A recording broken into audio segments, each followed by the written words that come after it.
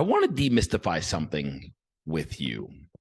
I've I guess, in my 50 years on this planet, I've oftentimes linked success and stress. Like they were proportional. So as success increased, that stress needed to increase too. And recently, I've really had some powerful realizations that these two are not linked at all. Now, there are extra pressures with, as we increase success, but, there doesn't have to be. There really doesn't have to be. If you look at some of the most successful people in the world, and in the coaching space, you're talking about Tony Robbins and those types of guys. Tony Robbins doesn't only have his own coaching platforms. He owns 70 businesses or something. I mean, it's something extraordinary. The guy is making a massive impact in this world, and that truly is success. That he's making a massive, massive impact through people, through businesses, through his, what he's learned and what he teaches. He's making a massive, massive impact. So he's crushing it in the success world. And if you really watch him, his body looks physically healthy as well. And that's a sign. That's definitely a marker, an indicator of if someone's under intense stress. You can kind of see it in their body. So if you take a look at, if you've ever gone back and, maybe when you were in school or, maybe at the end of a presidential cycle, what they'll do is they'll show you a president in the U.S., a president who entered office and the president who's leaving office, and they'll put their pictures side by side. And if you look at, and you can go back to, Reagan and Bush 1, Bush 2, you can look at all of these, Obama, you can look at all of these guys, and you can see a marked difference between the guy who entered office and the guy who left office. And there's wrinkling, and there's aging, and there's graying, and you can see that they look, worn, that they just look worn. There's rigors of that job that, probably, there's probably, only a handful of people, the people that actually sat in that seat. There's only a handful of people that know how rigorous that job is. And you can see the wear and tear, the mental, emotional wear and tear that happens to those guys. And, it's a position. They've reached a pinnacle of success, and there's stresses and pressures, and there's conflicts that they have to deal with, and there's challenges and obstacles, and it seems like it never ends, right, for those guys. But the point being is, you can see someone who's not handling stress very well in high level positions, and people who are handling stress well. And if you look at Tony Robbins, he's making a massive impact in the world. He's changing millions of lives on every year. And he's running 70 businesses or something. Not running, but he's managing and he's leading 70 businesses through people. So he's making a massive, massive impact. And so if we were to take that and say, as our success increases, our stress needed to increase, Tony Robbins would have been dead a long time ago. I mean, there's no way to survive if the impact, and that's what success is, right? Think about this. That's what success really is. It's, are you making an impact in the world? Are you taking up more space? Are you making a difference? Are you creating results in the world? Is your life significant in terms of changing the landscape and changing the complexion of how the world operates in some meaningful way? And the more impact you have in the world, the more success you have in the world, the more successful you are. And if your success and your stress are married, then at some point you're going to reach a level. You may reach a level, if they're linked. At some point, you just you just fall over and die, because your body's not going to be able to handle that amount of pressure and stress and tension and conflict. So these two have to be delinked. They don't have a proportional relationship. I hope that makes sense. So if we want to hit the gas on success, and everybody, the driven entrepreneurs that I know want to hit the gas on success, want to have a bigger impact in the world. They want their lives to be more meaningful, and they want to be more useful, and they want to make a bigger difference, and they want to leave a bigger imprint in the world through their life and their talents and what their energy and what they're bringing to the table on a daily basis. So if this is the case and we want to continue to hit the gas and create a bigger impact, then we need to find a way not just to increase our success, but to also manage our stress. And that's what we're going to do in this episode for the next 15 minutes or so. I want to help.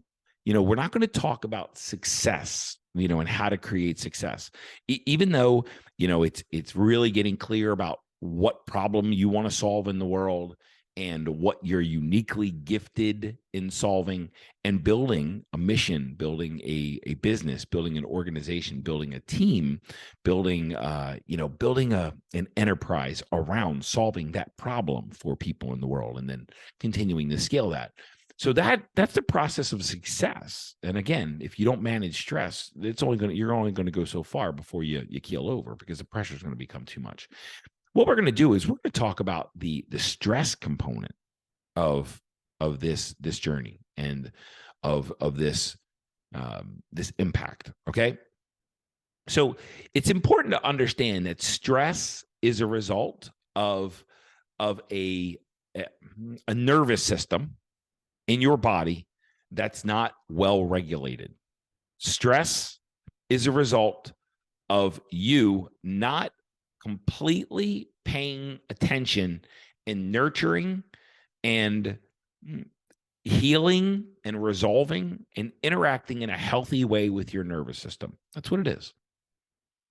Inside of your subconscious mind and inside of your central nervous system and inside of your nerves and the impulses that go from nerve to nerve, inside of those elements, your subconscious mind and your nervous system, are contained your beliefs, your perspectives, your ambitions, your worries, your doubts, your fears, your anxieties, the stories that are running through your mind and body, the trauma that you've experienced as a child and during the course of your life.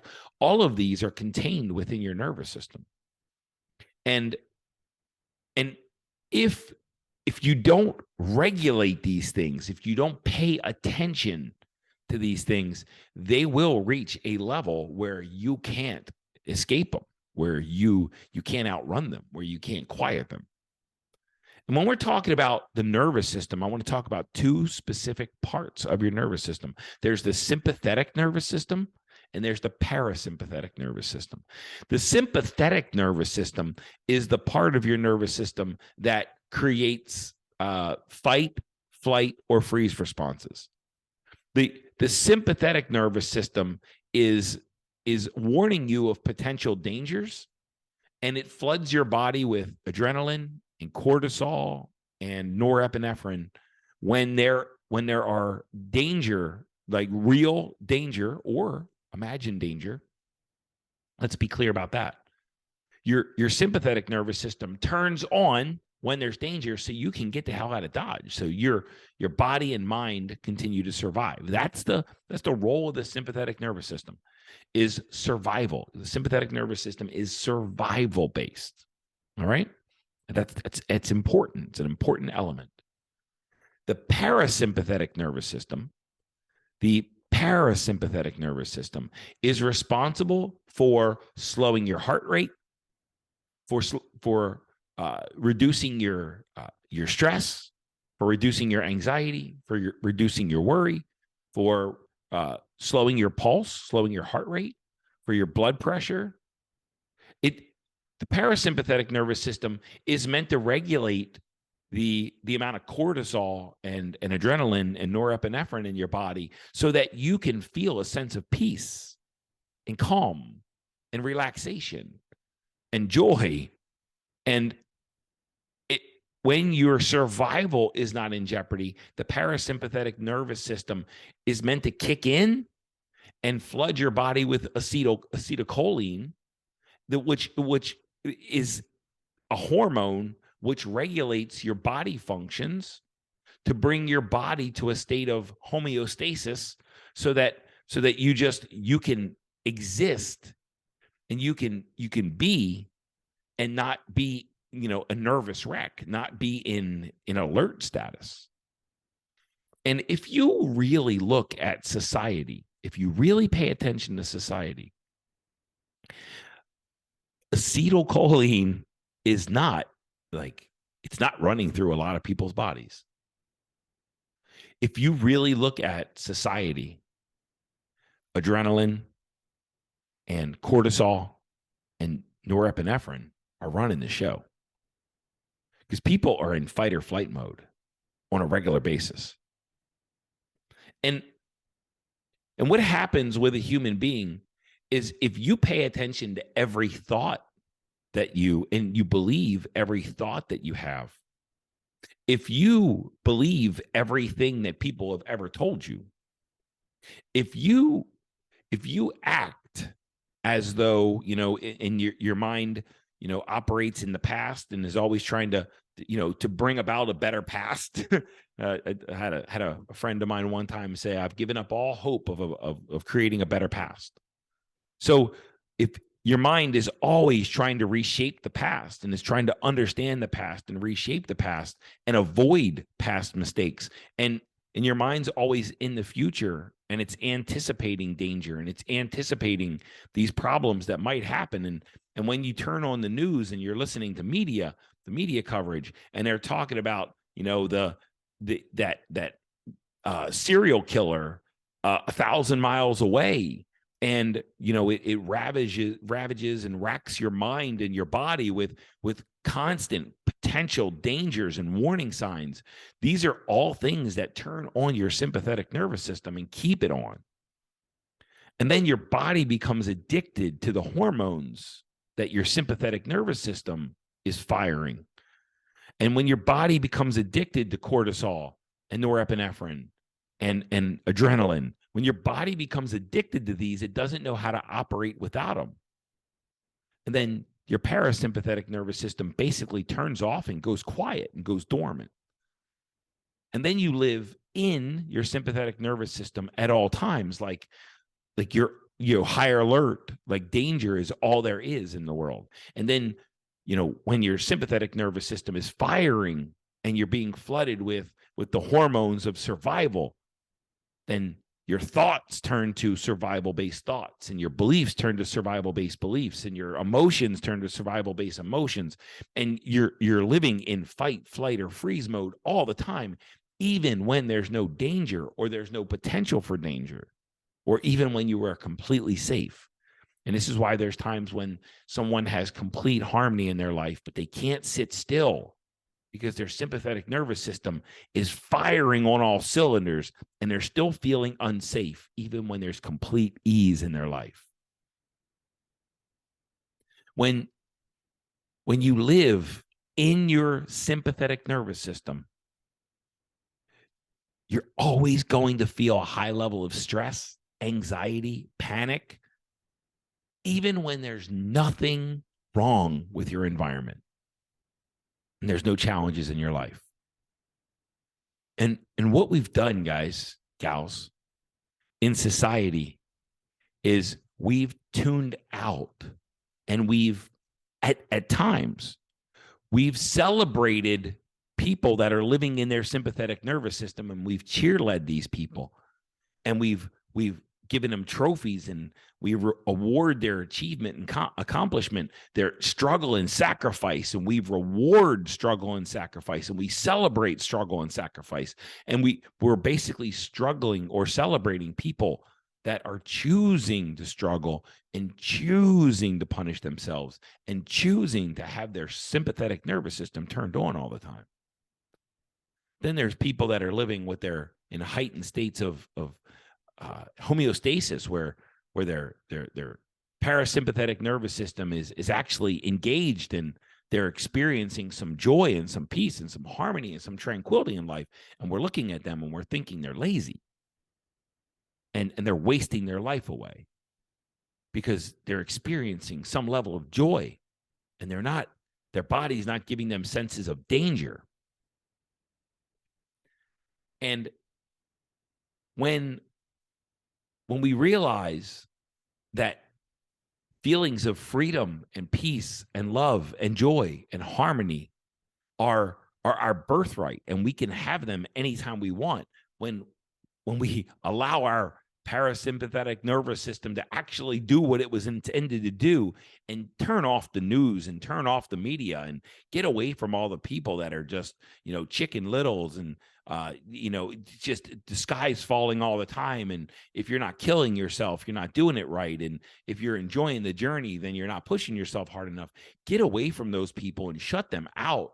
And anyone who believes that life has to be hard and you always have to be doing something to punish your body, and you always, like, if you're not stressed and if you're not struggling, you're not trying hard enough. Get away from those people, tune them out, turn them off, get them out of your mind, and get around people that help you achieve success without the stress. And I'll go back to Tony Robbins. You can look at that guy and see that he has created success without the stress. And if you know anything about him, it's because he's regularly managing and nurturing and turning on his parasympathetic nervous system. And he's not just living in fight or flight mode. This is something you have to do intentionally. It doesn't happen just by accident, especially when we're living in a country, in a first world, where pushing yourself is the expectation, and punishing yourself is the expectation, and punishing yourself and creating struggle in your life is rewarded and is celebrated and is championed. And when we realize that we can have success without the stress, and we opt into it, this is when you can have massive, massive amounts of impact in the world and enjoy all that life has to offer from a place of peace and harmony and unity and love and joy and freedom internally. We all know people who have very simple lives but live in heightened states of stress. And we all know people who have very simple lives that are living in peace and harmony and happiness. Most of us know people that have very complex lives and are doing a lot and live in high states of stress and survival. But we all know people, most of us anyway, know people who have really complex lives that are achieving a lot, that are succeeding a lot, that are impacting a lot, that are also living in a state of joy and happiness and harmony and freedom. We all know these people because these two, success and stress, are delinked. Now, how do we re-engage our parasympathetic nervous system? Here's what you do. If you've ever read the book Think and Grow Rich, or The Science of Getting Rich, or The Strangest Secret, or As a Man Thinketh, or anything by Dr. Joe Dispenza, or The Secret to the Millionaire Mind by T. Harv Eker, they all describe this, but they don't tell you what it's doing. What you do is you understand the future state that you want to create in your life that will bring you fulfillment, that'll bring you success, that'll bring you love, that'll bring you health, that'll bring you wealth, that'll bring you impact, that'll bring you these things that'll bring you fulfillment that you're looking for. Get clear about what you want your life to look like, that you'll be able to celebrate and you'll be able to get excited for. Understand that life that you're looking to create. What feelings do you believe that life is gonna bring you? It's gonna bring you fulfillment. It's gonna bring you love and joy and peace and harmony and satisfaction and gratitude. It's gonna bring you these emotions, or at least you think that life is going to bring you those emotions. And you sit still and you visualize having that life, and you allow your body to feel those emotions right now, even without it. And the longer you sit and visualize that future state, the more your subconscious mind begins to rewire itself to believe that that new state is already in existence. And the more you feel the emotions of that future state, the more your body rewires itself through the nervous system to live in those states with those hormones running through your body, with acetylcholine in action and in charge, bringing calm to your body, bringing peace to your body, bringing harmony to your body, bringing homeostasis to your sympathetic and parasympathetic nervous system, turning on the parasympathetic nervous system and quieting the sympathetic nervous system that quiets the fight, flight, or freeze responses that trigger that your survival is in jeopardy when it's not. When you sit for 10 minutes and 15 minutes or 20 minutes a day, a couple times a day if you can, and you visualize the life that you want and you feel that you already have it, your body will start to rewire yourself to live as if it's true. Now you'll become healthier and you'll become more equipped and more capable with more capacity of actually creating that new life. And you'll start to see signals, and you'll start to see new experiences and new opportunities show up to show you how that new life can become true for you. And the most powerful part is you'll be able to possess the energy and the focus and the ambition and the drive and the courage and the confidence. Because your parasympathetic nervous system's on, you'll be able to possess all of those things so that you can take advantage of those opportunities so you can create from that place.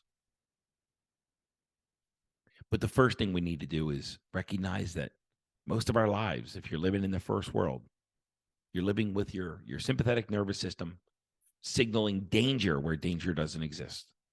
And that's why you have so many worrisome thoughts, so many fearful thoughts, so many doubtful thoughts. This is why maybe there's pessimism, maybe there's cynicism, maybe there's some skepticism. Maybe you don't believe that more is possible for you. Maybe you're trying to prove something to yourself. Maybe you're trying to prove something to other people. These are all signs that your sympathetic nervous system is in overload, and you deserve better. We are too evolved as a biological species to be living in high states of survival. We're not. We have no natural predators. There's nothing after us. But we're also the only species that creates our own struggles, that creates our own pain, that creates our own drama, creates our own challenges and obstacles. And especially, we're the only creature that doesn't appreciate the present moment, that lives in the past, that lives in the future, trying to recreate a past and make it better, trying to anticipate the future, the problems that could exist so that we can prevent them. We're the most evolved species, but when you look at it, most people living as human, 8 billion people, aren't enjoying the ride. And that's because we're living way too far into our sympathetic nervous system and living as if danger is always real and we're about to get eaten by a pterodactyl. You deserve better. So does everybody else on this planet.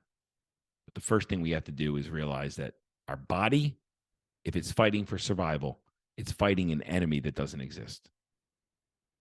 Hope you enjoy this. I hope you do something with this information. If it doesn't make an impact, then it's all for nothing. And that's how I want to create success without the stress. It's by helping you create success and not being part of the problem where I create more stress in your life but I want to help you double your wealth, double your success, double your impact, and reduce your stress by at least half. And if we do this work, 100% chance you'll get everything you've ever dreamed of.